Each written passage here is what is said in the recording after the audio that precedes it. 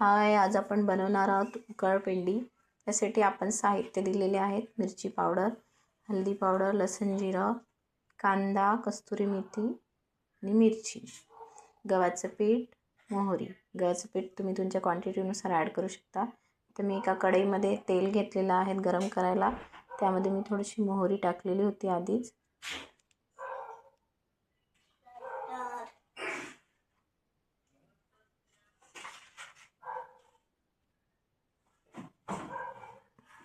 उकळपेंडी ही फार जुनी रेसिपी आहे, पुष्कळ जणांना माहीत नसेल।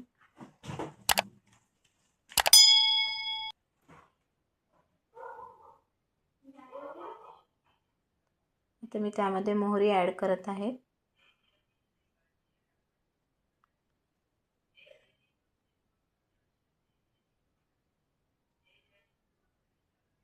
त्यानंतर मी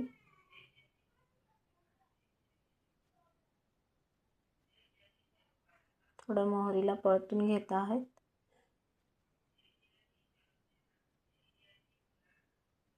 मोहरी होतपर्यंत आपण थोडं थांबूयात।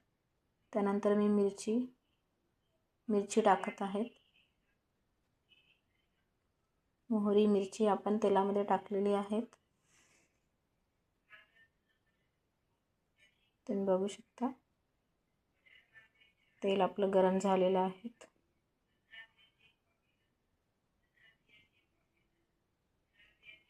तर मी कांदा ॲड करत आहे।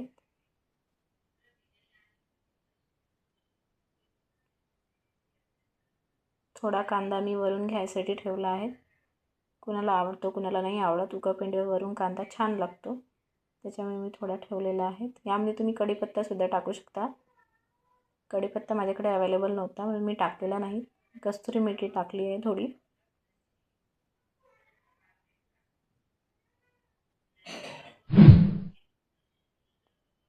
त्यानंतर दही हे उकळपेंडीसाठी महत्त्वाचं आहे। यामुळे कशी आंबट चव येते एकदम उकळपेंडीला, त्यामुळे दही पाहिजेच। दह्याशिवाय उकळपेंडी होत नाही, ती बनवली तरी ती टेस्टी नाही लागेल। आता मी आलं लसणाची पेस्ट टाकलेली आहे। त्यामध्ये जिरं पावडर सुद्धा आहे।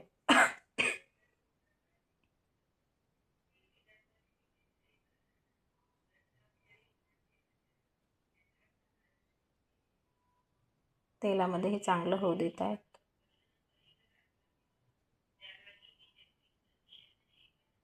त्यानंतर मी मीठ मी वरून टाकत आहे। मीठ हे तुमच्या चवीनुसार तुम्ही कमी ॲड करू शकता, जास्त पण ॲड करू शकता।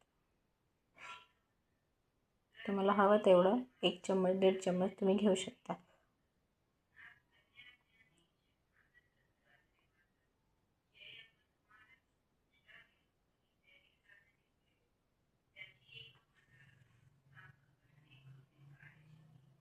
गॅसची फ्लेम ही मिडियमच ठेवायची आहे, जेणेकरून ते जळायला नको।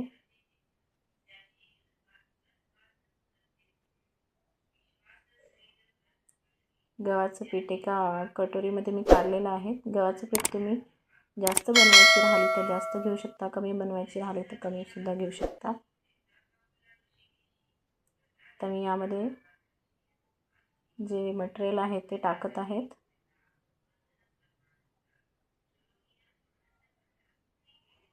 त्यानंतर मी मीठ ॲड केलेलं आहे।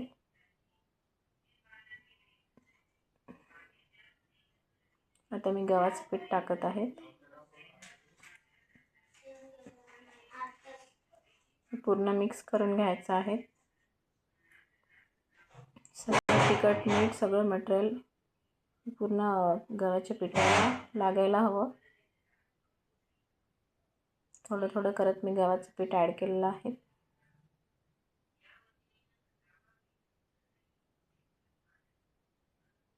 हे पूर्ण एकजीव झालं पाहिजे मिश्रण।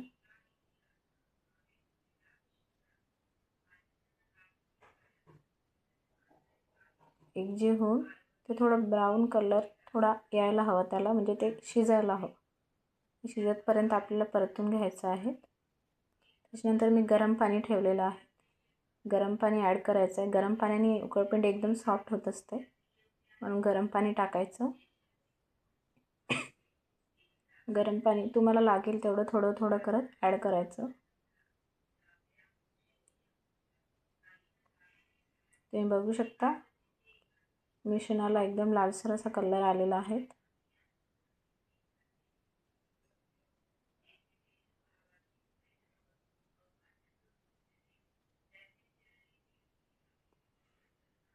तर मी त्यामध्ये पाणी ॲड करत आहे.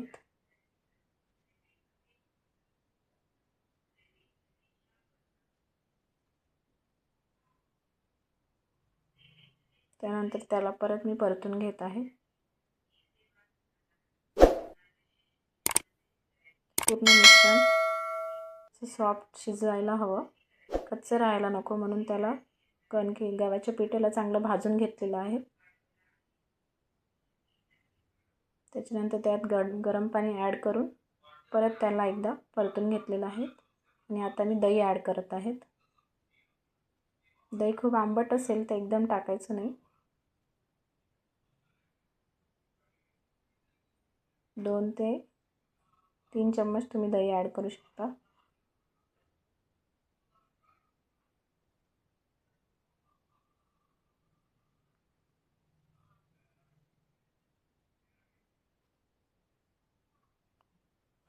दही हे सगळीकडे लागायला हवं. थोडी ती मोकळी यायला हवी, म्हणून ते परतून घ्यायची आहे.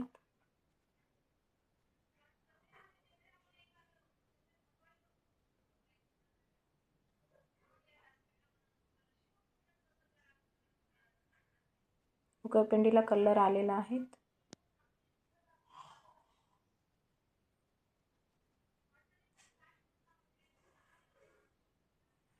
आता यामध्ये आपण कोथिंबीर ॲड करणार आहोत.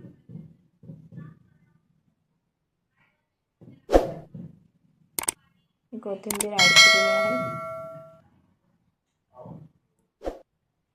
आता त्याला मी झाकून ठेवत आहे. याला आपण 5 ते 7 मिनिटं शिजू द्यायचे आहेत. माझी उकळपेंडी बनवून रेडी झालेली आहे. तुम्ही बघू शकता शिजल्यानंतर ही अशी दिसते.